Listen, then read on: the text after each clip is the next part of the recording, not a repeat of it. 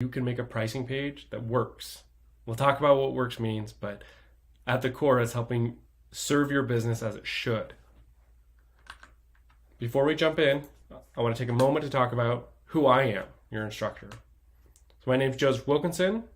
I help companies monetize their users. Okay. A long time ago at this point, I created the growth team at Lucidchart. It's now a multi-billion-dollar company. In fact, that was a few years ago that they hit that billion-dollar company valuation and have continued to grow. At that time, I ran over 1,000 A/B tests, and we did it across the full stack of pricing. Everything from button color changes to pricing and packaging refreshes, and everything else in between about getting people to activate, monetize, and retain. Since then, I've led product and growth across multiple startups, and today my focus is on spreading that knowledge out to more and more people. So I advise companies and build courses.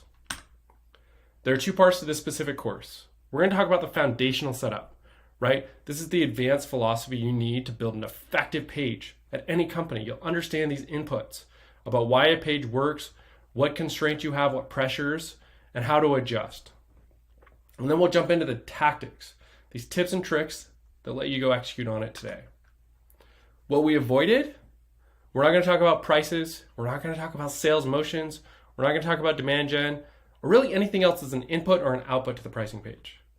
Why? I wanted to focus on the diamond itself of the pricing page.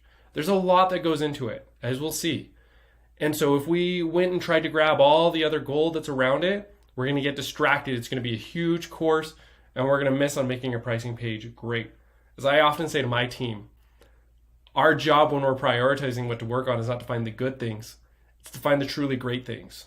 So this course is all about the pricing page, how to think about it, the psychology that goes into it, and what you can do to go implement that yourself at your company. Why are pricing pages so important, yet so hard? And the answer is that they handle everything for why they're so important and why they're so hard, right? So everyone flows through your pricing page. All levels of sophistication, all willingnesses to pay, from I will give you $10 million to zero. Not going to pay, but I'm really curious at using your product for free. All intent levels, okay? I am really, I want a software that solves this tool for me now to, man, I heard there's this like really cool product or service out there that might be interesting to look at. Okay? And all use cases, if you have a broad use case product, you're going to have people coming for every single one of those use cases. So everyone flows through that page. It also sets up the thing that makes you a business, which is paying customers. I love this quote from Disciplined Entrepreneurship. The single necessary and sufficient condition for a business is a paying customer. If people don't give you money in exchange for your product, nothing else matters. Okay? Now, pricing page is what helps you do that at scale. So what goes wrong with pricing pages? I mean, people screw them up all the time. Look at some of these huge companies. Microsoft is in one of these examples. They're all over the place. They're confusing. Some stuff is filled in, some stuff isn't. You have different prices. You have different layout. It's overwhelming. You have pages within pages. So why? Because so many people care about the pricing page is another reason, right? So it's not just customers that care, and you have all the customers that are coming in, but everyone internally cares. From sales that really wants everything about that page to help make their deal really easy, to designers that really want it to represent who they are aesthetically, but are also thinking about things very fundamentally, but less focused on maybe perhaps conversion.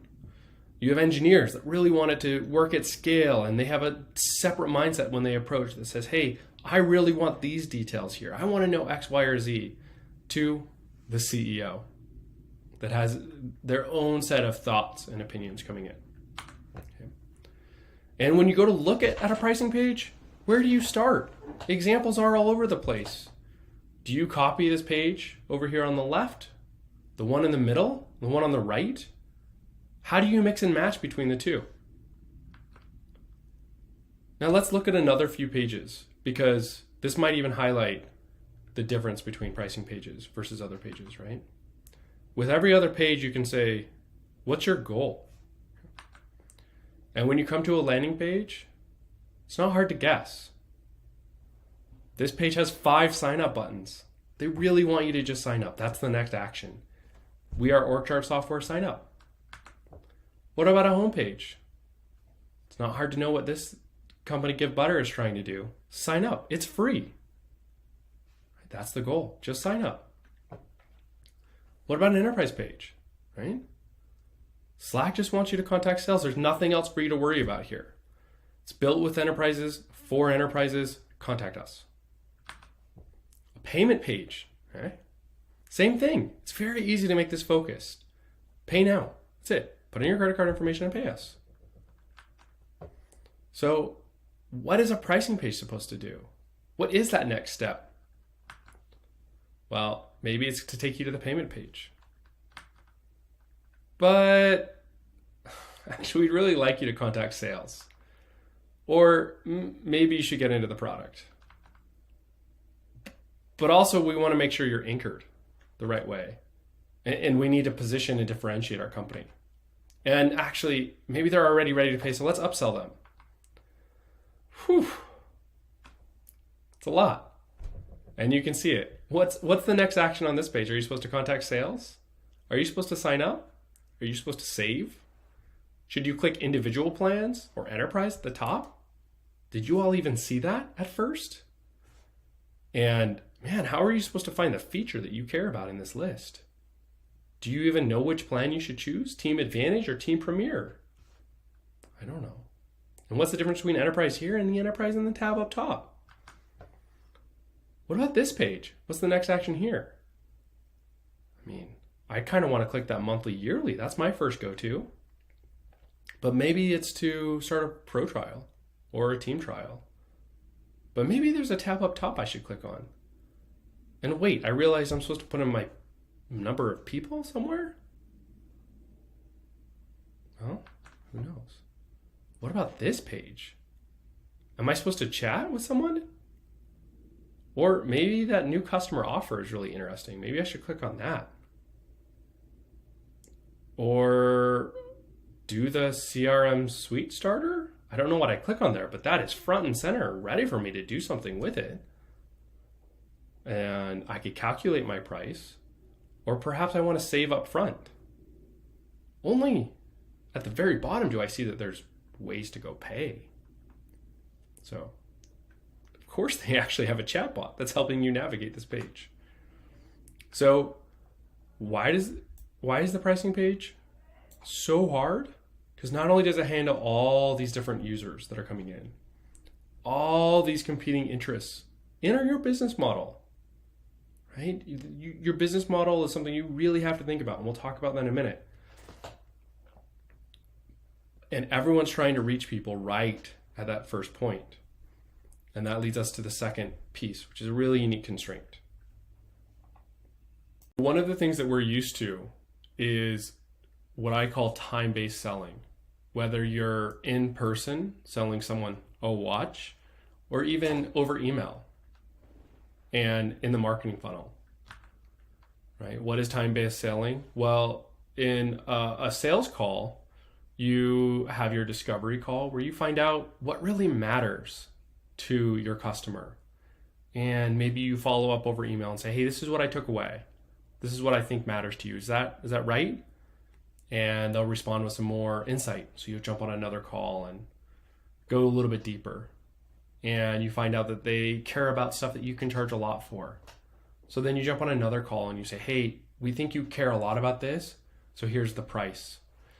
And you see how they respond and they say, oh, that's a lot, that's a little. And you adjust. And then you send them over a proposal and they react and they respond and finally they agree. And sometimes it can be a lot longer than this and sometimes it can be shorter. But the idea is you have time. You can say, what's relevant. You can get information and then you can propose something back and that person can even respond. And in some ways, negotiation is actually a value add to getting a deal done, despite maybe how some people feel about it. But with pricing pages, we only have space. Now, not this kind of space, but it's hard to take a picture of space. You only have the dimensions of the page itself. You need to speak to that enterprise buyer just as much as you need to speak to that self-serve person getting in, and you can do it just in the area that you have. So how do you solve all this? I think about it as layers, one layer at a time. Why do layers matter? Well, a user's willingness and ability to pay today isn't the same as it will be tomorrow. And importantly, in SaaS-based businesses, you don't have to solve for it right away, which means that you can speak to different people as they move through your pricing page visually. We'll talk about that real quick. As you think about layers in an e-commerce platform, there are ways to solve for this more creatively, but essentially you choose a door. You say, do I want this sweatshirt or not? And if you don't, you leave. That's it, right? You're choosing this. But in SaaS, one of the beautiful things is you can say, hey, if you're not ready to buy this for your entire company, why don't you buy it for yourself? Or why don't you just get in and start using it? And this generates an escalator, that I call it. So you come in on free and you use it, and your job as a product is to move people up that escalator. Get them in on free, make sure they're there, move them to self-serve paid, move them to enterprise. And you can influence the escalator, right? You can choose where they get on the pricing page. You can influence how fast they go up it and where they get off. Not everyone's going to make it to enterprise enterprise, but you can get them off on self-serve paid. And maybe you can get them on a more expensive version of self-serve paid. Because your escalator is so important to where you want people to start and how you move them up there, it's the core of your business model in the SaaS business. It's really important to understand your escalator. We're not going to spend a ton of time on that today, but take a moment to think, where do people start today? Are most people starting on free? Are they starting on paid? Why are they starting there? And really critically, do they move up? If someone that pays you money has to start on paid, that should really inform how you think about things. But maybe they do move up. And if so, how fast do they move up? Do they start on free and within a day they've moved up to paid? Within a week? And what's it like when they get there? Are they able to do what they want? Are there other things they move to? All things to keep in mind. What are these layers that help guide users and your business to an optimal outcome? Well, I call it prime, segment, and convert. So prime. One way to think about it is help the customer understand where they are, because that's the first question. Where am I? And once they do that, they'll understand what's possible. Okay? So they need to know, are they in a car dealership, a library, or a market? Now, you're a SaaS business. You're not any of these things. But recognize how interacting in any of these places have a lot of different dynamics. The price point, if you're in a car dealership, you may be expecting a much higher price point and a different level of service, maybe free coffee, maybe a few other options there. If you're in a library, probably not negotiating, you're just borrowing a book. What are you going to negotiate about? But a market, you're maybe really ready to negotiate. And incongruity, it ruins selling. If you saw a market in the middle of a Lamborghini dealership, you might be a little confused and not really sure what you should buy or how you should interact. And maybe you would assume the Lamborghinis are customers at the market or the vegetables are decorations at the Lamborghini dealership. But you certainly wouldn't think you were there for both. Maybe, but unlikely, right? So how do you kind of prime and help them orient? Okay? So one, make it easy to read. Okay? Focus on your most important item and simplify. And then also make sure they take in the full page. And we'll talk about an example. So as you think about your page, you should understand what key elements should they see. Are prices important to see? Are there certain features that are important to see? And are they going to make sure they see the highest price and the lowest price? That when they hit a paywall later, for example, if they start on free, they're ready, they're thinking about it. They say, oh yeah, I saw that price. I'm comfortable with that price. And now I see the value because I've been in the product. Let's upgrade. And the pricing model, you might have some add-ons. You might have even some usage-based things flowing in as well. And so make sure you convey that to the user. And really importantly, if everything is a priority, then nothing is a priority. And we saw that with this pricing page example. You have just so many things competing for attention. You have 2 new customer offers, and I don't know which one you've decided to look at, but I look at the big square in the middle that doesn't tell me anything. And after spending some time really trying to look around, I finally see that there's a banner that tells me it's $20 a month, which, by the way, is really confusing because I see $18 a month down below separately. But recognize that the user's trying to take this all in and understand what they should think about and how they should think about things. Okay. Whereas a really good path is saying, hey, okay, I see this whole page. This makes sense. This is the thing I care about, video quality. And actually, I care about the great video quality. I don't necessarily care about the best. And okay, that drops me into the $15.49 pricing point. Works for me. So here's an example of how to do this and where it might be counterintuitive. I once worked on a page that looked somewhat like this. Okay? And a bunch of the clicks, almost all the clicks, went to free up in the top. Okay? And then a huge portion of the rest would go to free actually in the page and the tiles.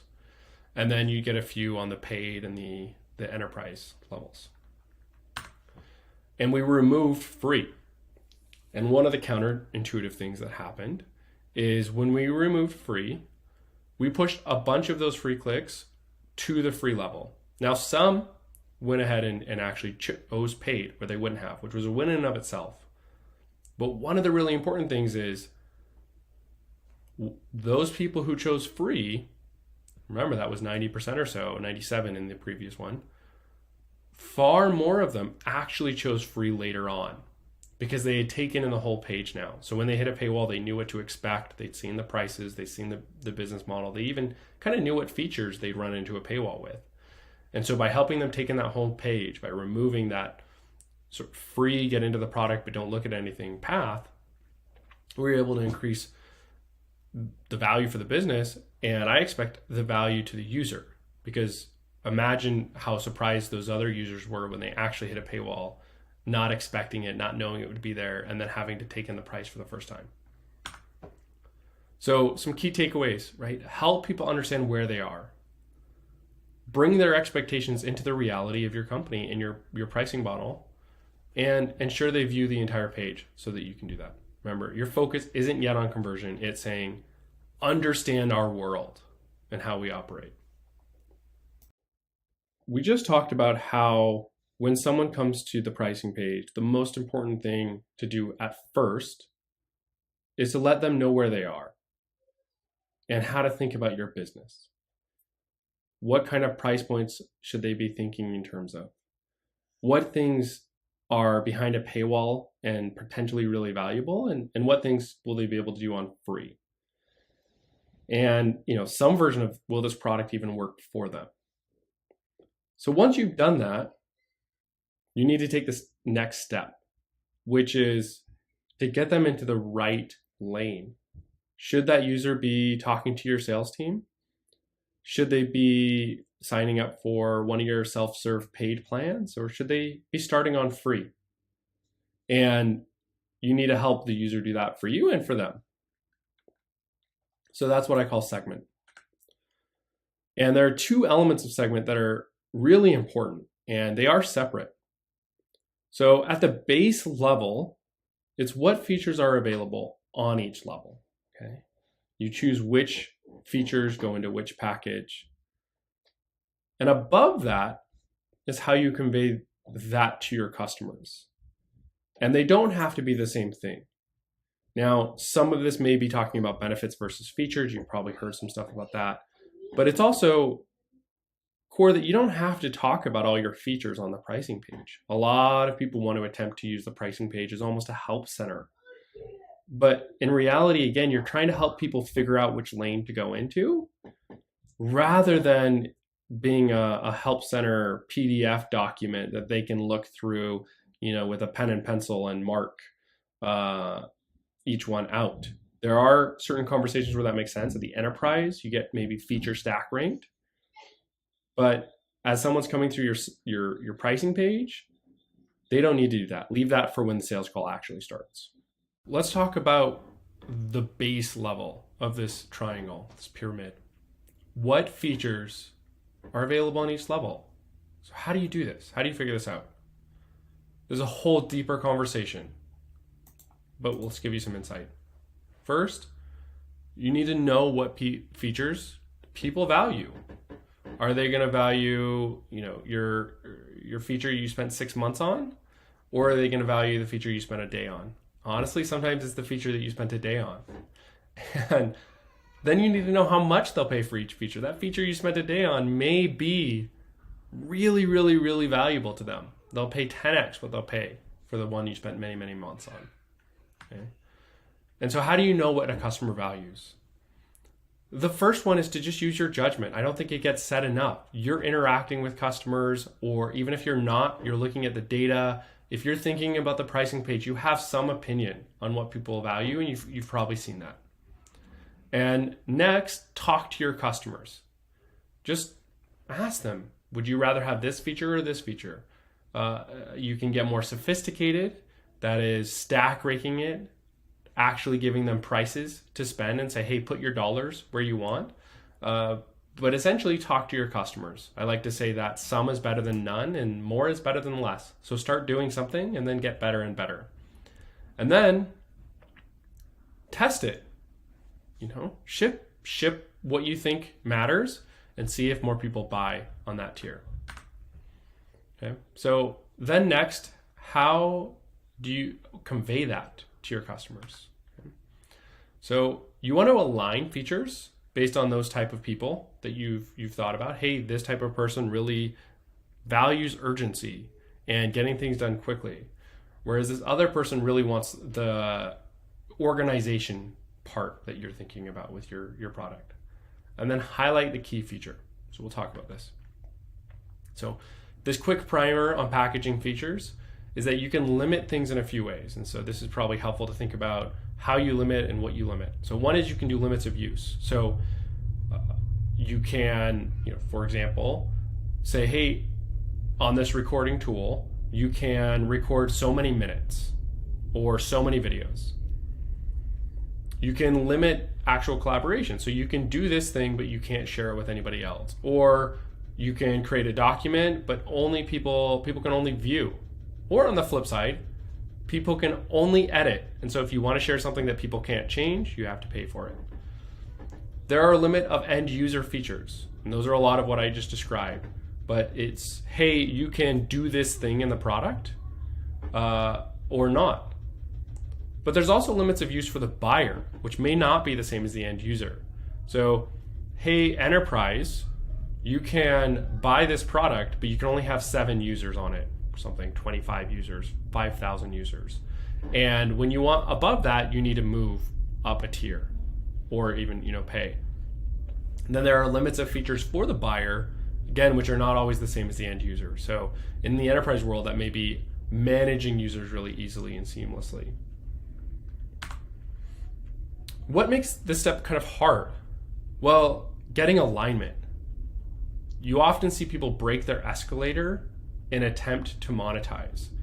And so someone may really, really, really aggressively remove free because it's going to help those sales conversations. And, surprise, surprise, 6 months, a year later, they have no more free users to move into self-serve that sales now wants to convert. So their business is dried up. It's also really, really easy to slip into grouping things by similar features rather than similar personas. And so you may say, hey, this is both kind of AI, so we should put the AI features together. It's really popular right now. But really you should say, hey, this person, this type of thing that we've done with AI, it's all about helping you work more effectively and faster. And there's a group of people that really care about getting stuff done fast. But there's this other group that's creating so many things within our product, they really need it organized. And so our organization stuff, that's going to be on another tier. And those two AI features should go to the separate levels rather than together. And then a lot of people really, really want to think about fairness here.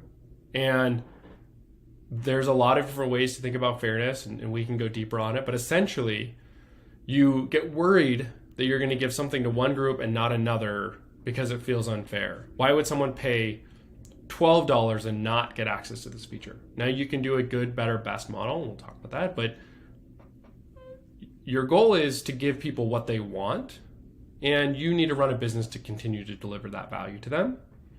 And so giving them what they want at the price that they're willing to pay for is what you're trying to do. You also really need to avoid, we've talked about this a lot, highlighting everything. You know, one of the things that I think people do is, I think someone will buy because we have 75 features. And in reality, someone's going to buy because you have the one feature that they want. They can do the thing that they want to do. It's not even in features that they're thinking, but if you want to boil it down to features, right, you can do the one thing that they need you to do. They don't care that you have 74 other things that aren't relevant to them. And then a lot of people want to price based on cost, even within the SaaS world. Maybe effort is another way to say this, in fact. So that thing that you spent 6 months on, you want to put on your expensive plan, even if it's really just something that's valuable to your free users or individual users. One of the things you can do to make it easy to think about your packages is to go with this good, better, best model and basically build on each previous step. But you want to make sure you don't emphasize sort of the thing that customer 2 wants to customer 3. Just note, hey, you get everything prior. You're going to pay more, you get everything they want. We know you probably don't care about it. That's how you should be thinking about it. But hey, it's going to be fair. You don't have to worry about these different adjustments, or what if someone wants both, and all these other questions that we just walked through. You can say you get everything before, but here are the features you really care about, the core value of each level, and sure, have some other ones. So build on each previous step. That helps make it really easy. One of the really important things as you're thinking about segmenting users is to also think about how price shows up. We've talked a lot about features, and those should be the anchor. But I see a lot of pricing pages and a lot of companies that want to put their price up front, and they think they're doing something good for the user and for them. In reality, they're not helping anyone. They're forcing people to make a decision on something that isn't the right decision. So if you take a look at this, do you want our $9 option or our $35 option? And if that's the only choice you have, you probably choose your $9 option. Oh yeah, I want the $9, it's cheaper. But the problem is, what if the actual sort of option, let's this come in, is that you get the side of fries or a meal for $5. And clearly the meal for $5 for $35 is better than a $9 side of fries. That's crazy. $9 for a side of fries? And so you don't want to force your users to make a decision that gets them something they don't want because you said, hey, here's the price. Think about the price up front. You want to say, here's what we're delivering.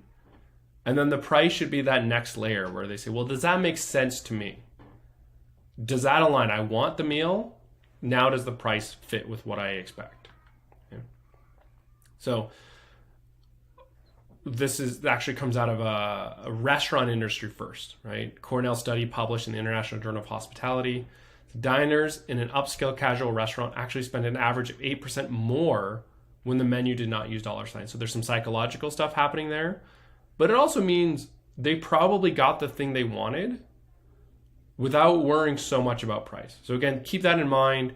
You still should be very transparent. You're not hiding your price, but you want people to make a decision on what they want first.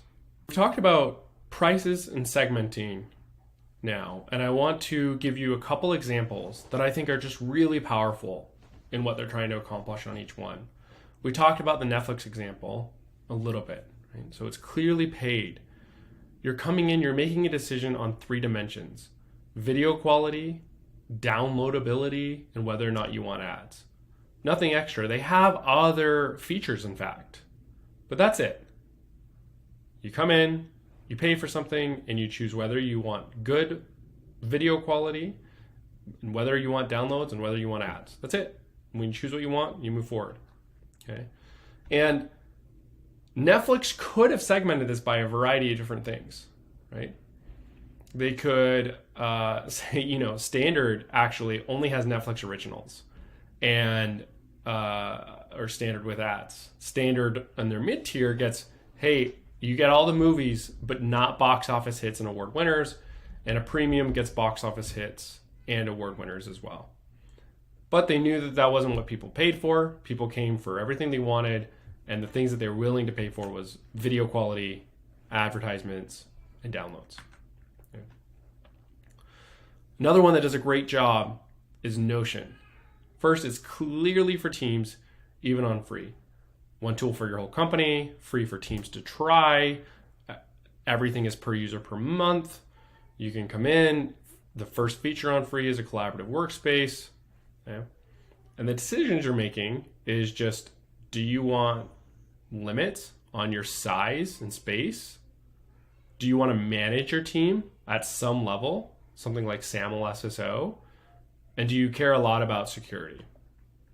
Right? Those are the 3 things. Pretty easy to come in, choose where you want to go. Benchmark does a good job of segmenting. They say, hey, there's 1 dimension. How many contacts do you need? That's it. You get everything else. Just how many contacts do you want? Now, there are pluses and minuses of this. You're going to constrain how many contacts perhaps that they add, but it's very clear and very simple. A user has come in, you've let them know where they are. Okay, they're in a SaaS-based product that's delivering some set of features. It's priced this way. They're in a Lamborghini dealership or in a market, and they have a really clear idea of which lane they should go into. Okay, hey, this self-serve page, it probably makes a lot of sense, self-serve individual paid plan. I'm ready to go. Okay. So how do you do this next thing, which is the most important thing? You have to actually convert your user. And a lot of people can stumble here.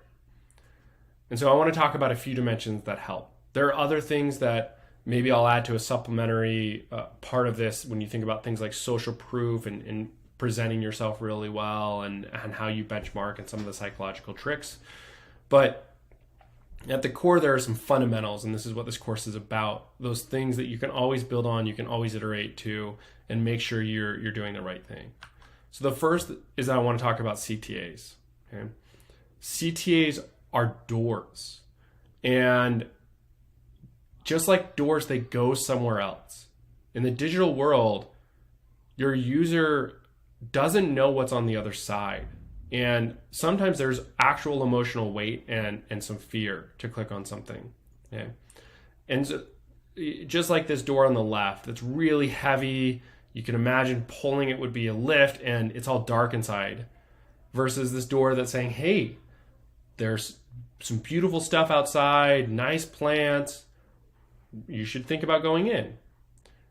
You have to think about that with your CTAs as well. And you have to balance, how do you tell them some of the story, but not everything, because you still want them to click on it and go through. And especially because in a CTA, you're constrained by space. And so if they can go through, you can then use more space in the next area to help continue to convey and sell things.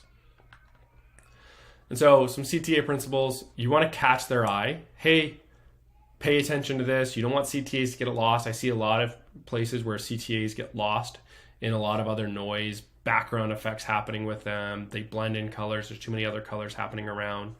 You also want to entice them to move forward. So, hey, get started, go next. Maybe go next isn't a real word, but something like that, next. And you also want to convey a little bit on what's on the other side so they feel comfortable. So you can do this with visual layout, right? So this is what I mean. Don't have all these different colors happening. If you want someone to click on one of your CTAs, you can see there's 4 CTAs here that are easily clickable. And there's one right in the, on individual that is the most important CTA. So you'll draw their eye, they'll be ready to click on it. And importantly, you do it with words. So imagine on the pricing page if one of your CTAs said transfer money now. No one would click on that. It'd be too scary. Even if they were really convinced, they just don't know what's going to happen. Okay. Sign up. It's really clear, but maybe not that enticing, right? And maybe not as compelling as the fact that they're maybe going to go, pay or get started on premium, right? So get started is really nice. It's enticing. It leaves it open to take them to a payment page or into the product, but it is less clear. Okay? Learn more is potentially really enticing, but it's not clear at all. Learn more about what's going to happen. Am I going to go to a sales forum? Am I going to go talk to someone? But it can be helpful depending on the context. The other thing is that they're all taken in, right? We've talked about Prime. They're taken in as one experience and a story. And so you can see here, again, that green when it's contrasted with the other CTAs, it really highlights it.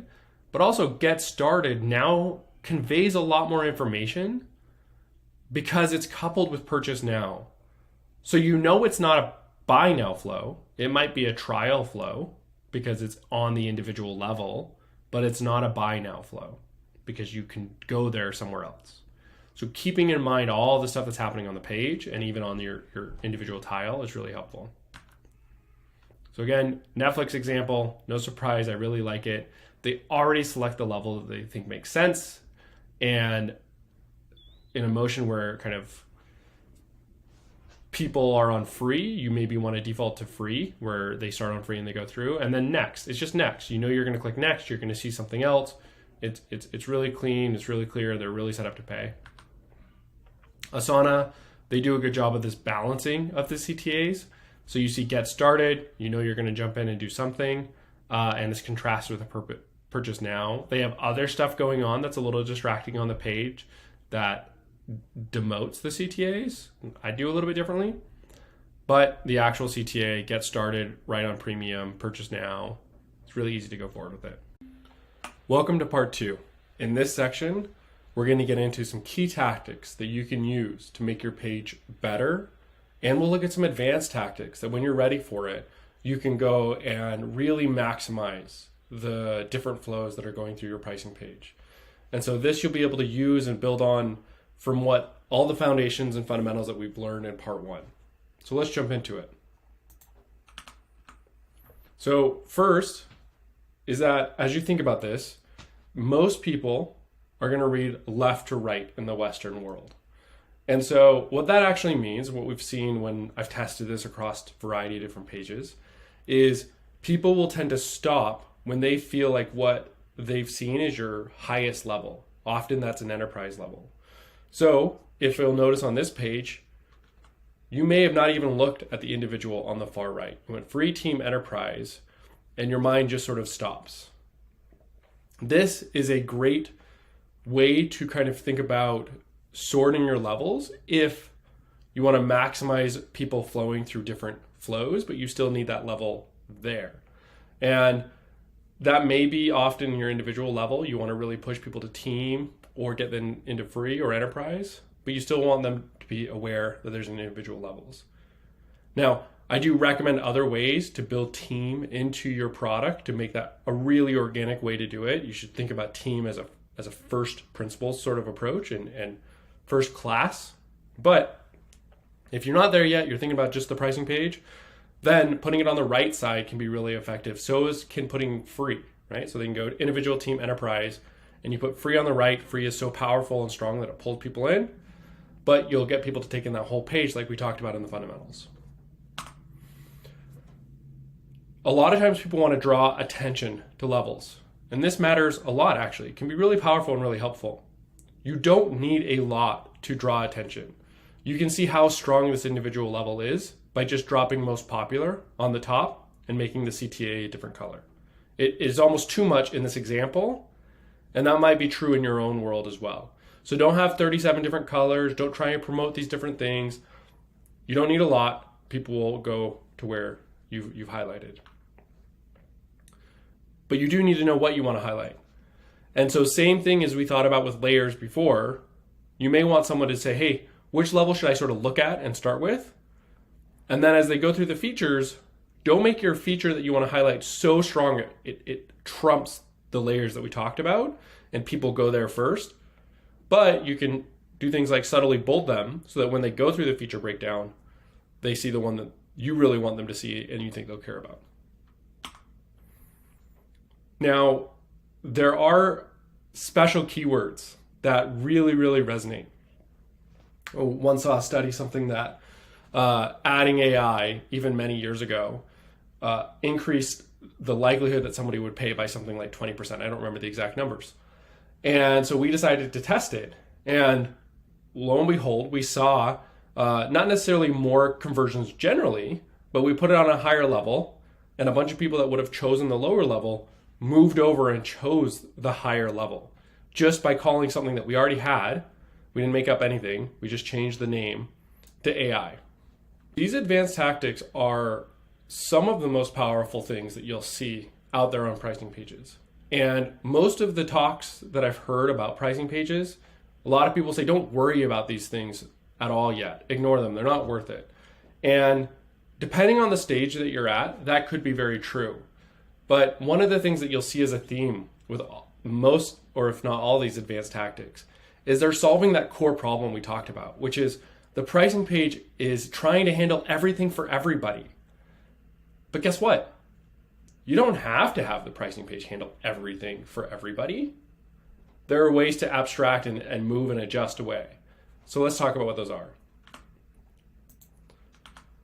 First, really at the core, is making multiple pricing pages. Now, what does that actually mean? So one, the one that I really like is having an internal and an external pricing page. In particular, it helps you separate two different problems, right? So we talked about that escalator before. And the external pricing page, its job alone is to get them in the door, right? Get them onto the escalator anywhere.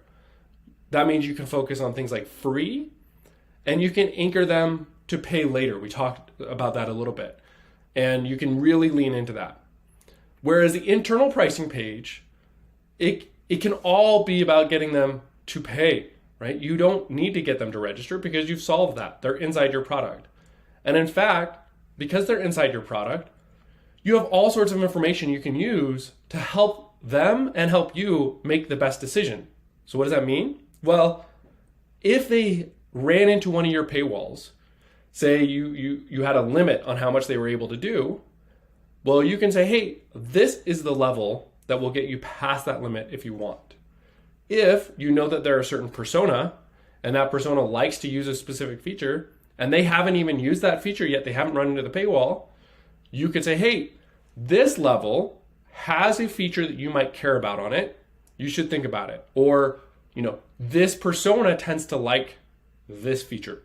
So there's all these things that you can start to do on your internal pricing page when you separate it out from your external pricing page, because it's really hard to do on the external pricing page, and you don't have to solve the same job in one place. You can get people to register and in the door and anchored, and you can get people to pay. So I really like splitting out internal and external pricing pages when you have the bandwidth to do so. So here's Notion as an example. So they come in, you can see the same thing. They're saying, hey, get started. You can start on Plus. That's where your mind goes right away. But they're happy to have you on free. They have a very generous free plan. It's really great. And when you go into the product and you go to their pricing page on the product, it's completely different. I like what they do here. They're saying, this is the plan you're currently on. This is what you'll be able to get. So you can kind of make a decision. Does it make sense? Do I want to adjust? And they've actually brought up what they think is, I would imagine, their most important, is pushing people to AI right now. So that's the feature. Hey, you're on free. Do you want to use more AI? You've used 1 out of your 20 AI responses already. And then they have your other plans. So you could go to Plus plan, you could go to Business plan. My guess, I have no idea, but they might swap out the Notion AI with Plus depending on what they think you're going to be most likely interested in. The other thing that you can do that I really like is have unique flows or unique pricing pages for high value flows. So one of the things that I've talked about before, not in this class, but in other advisory agreements, is there's very little value in benchmarks, because you may have one flow in your company that takes people who visit through those website pages or some other path and turns them into paying at 20, 30, 50%. And another flow that you can hardly get people to register on. Registration is 1, 2, 3%. But the volume of people is so drastically different that they end up monetizing it about the same way, in terms of actual dollars produced. And so as you think about those different benchmarks, shipping a pricing page, we talked about this, of intent levels, is also really hard, because you're trying to solve all those intent levels. Those pages that converted really low, it's because people weren't ready to purchase yet. And the pages that converted really well, they're essentially saying, I want to buy your product. Okay? And so one of the things that I've found really powerful is for those people that say, I want to buy your product, a lot of times you actually know what product or what level in your product that they want to buy, because if they bought anything less, they wouldn't get the features that they came for. And so highlighting that, whether it's, putting individual or team on the left, having free down below and demoting it, those are all ways that you can really just emphasize, hey, go with our team package. That's probably what you want. Or you can go with free. There's even been versions where you don't have an individual. You just remove one of the levels, because that's not going to work for them. That's not what they want. And if they buy it, they'll actually be unhappy because they didn't get the thing that they wanted.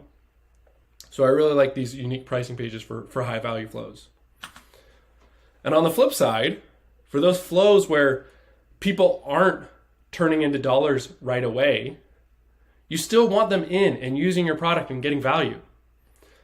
And so you don't have to risk diluting those flows where people will pay if you give them a flow that works for them, a pricing page that works for them. So somebody who comes in that says, hey, I'm clearly not ready to pay. I don't know what I'm totally doing. I'm not sure if this is the software that I want. My intent level is so high that I just kind of want to see what's out there.